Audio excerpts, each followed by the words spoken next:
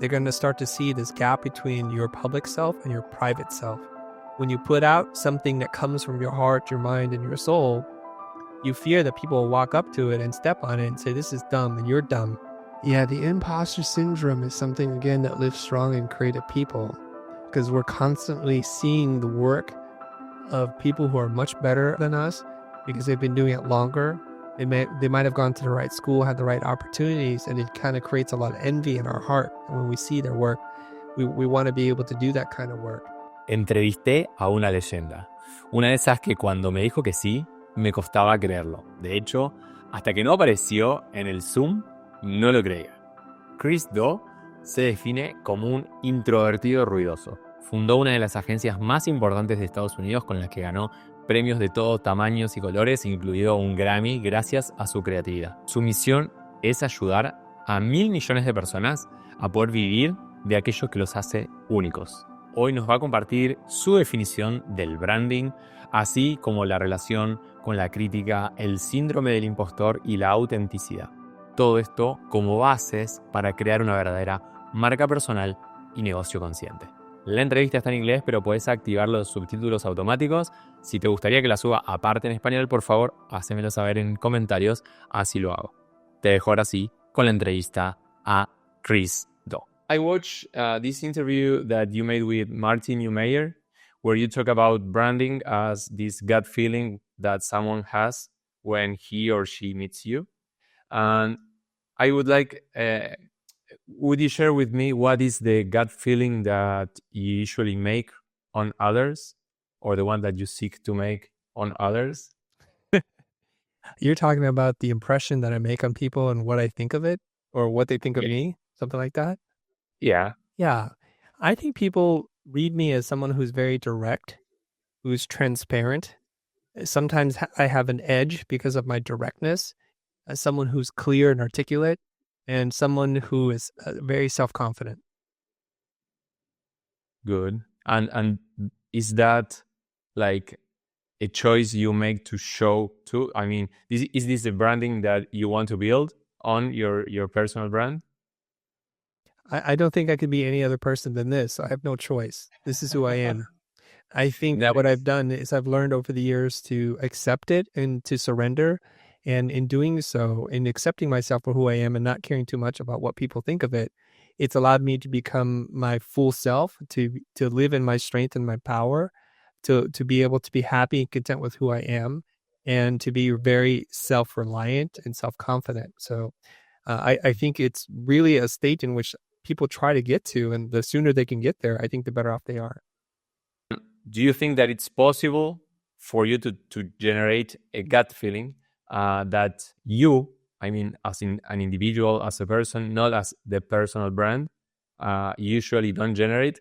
For example, if you are not that self-confident, but as a personal brand, you have to, or you want to show that.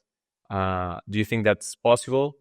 It's possible for a time, but the more exposure someone has to you, the more they see you walk and behave and talk, they're going to start to see this gap between your public self and your private self. And it's usually where people will then accuse you of being inauthentic, as pandering to an audience. So, for example, it's very popular to say, I'm a deeply empathetic person.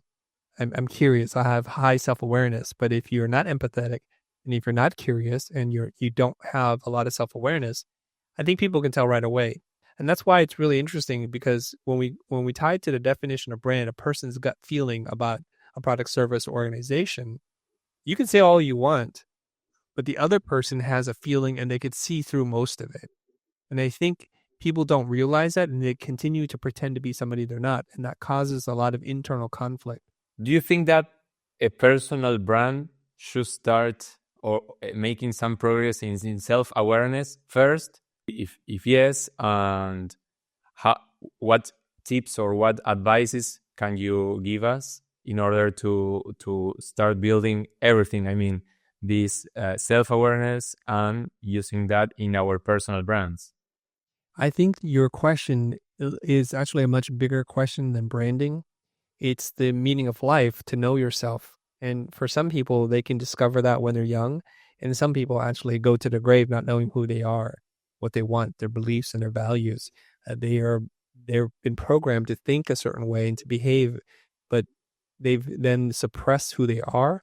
And so they lose themselves in trying to please other people, living a life of someone else.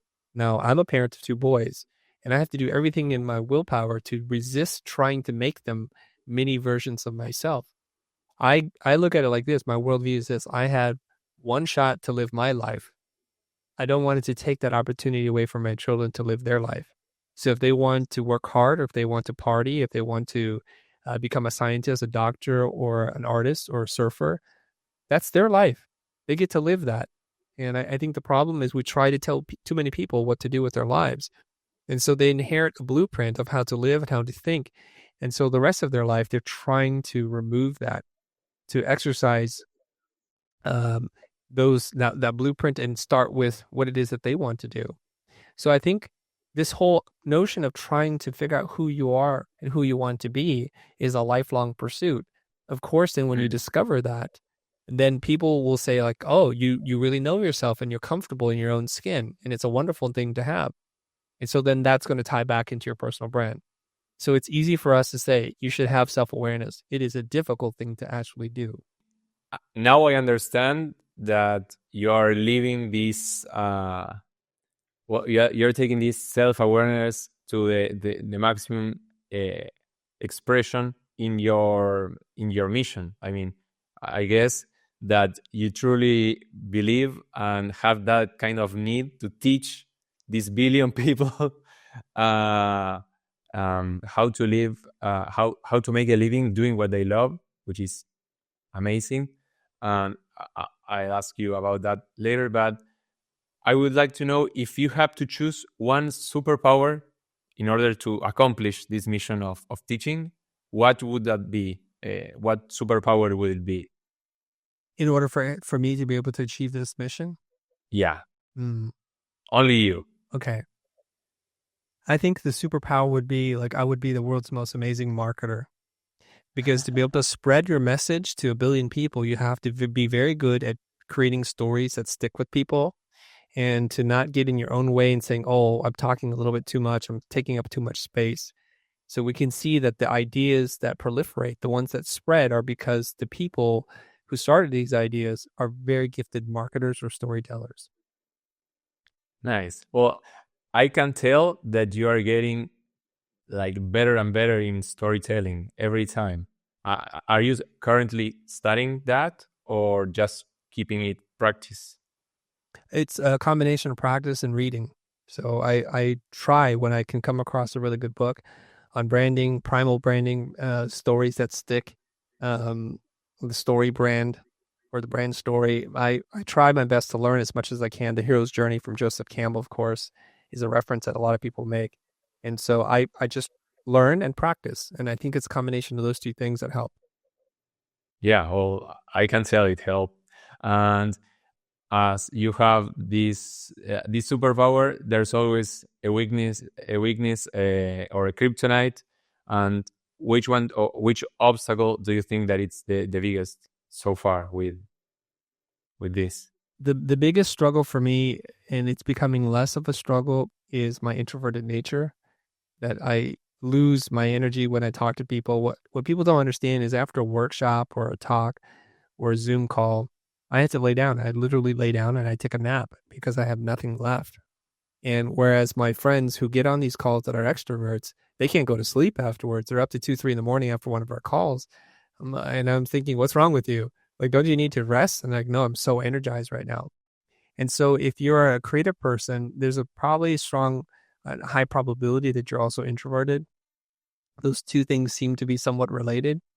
And then now what we're doing is we're afraid to share a message with the world, and we have to be able to overcome that. So that's the kryptonite.